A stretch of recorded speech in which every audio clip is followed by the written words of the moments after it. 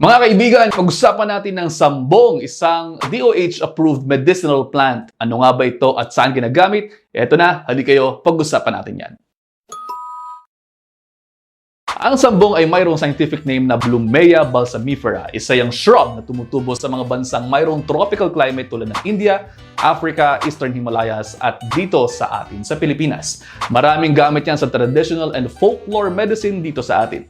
Dahil ginagamit sa traditional medicine, pinag-aralan din ng Department of Health ang sambong at sa tulong ng National Integrated Research Program on Medicinal Plants, nakadevelop ng isang herbal drug formulation mula sa dahon ng sambong para makatulong sa kidney stones at sa pamamanas. Ayon sa mga clinical studies ng NIRPROMP, maaaring makatulong ang sambong formulation sa pagdidecrease ng size at number ng kidney stones sa mga pasyenteng mayroong urolithiasis.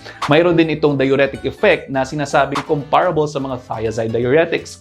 Actually, mayroon ding ilang mga pag-aaral pa na nailathala sa American Society of Nephrology na nagkaroon ng same results at yung iba pa nga ay naging stone-free.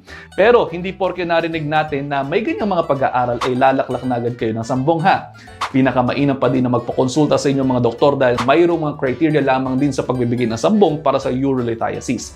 Yung sa pag-aaral na na-publish sa American Society of Nephrology ay mayroon lamang silang mga ureter stones na less than 5 mm. Dahil isang diuretic ang sambong, sinasabing maaari din itong makatulong sa hypertension at fluid retention o pamamanas. Diuretic, ibig sabihin nakapagpapaihi sa pasyente kaya naka-remove ito ng excess fluid at sodium, kaya naman sinasabing nakatutulong para makapagpababa ng blood pressure.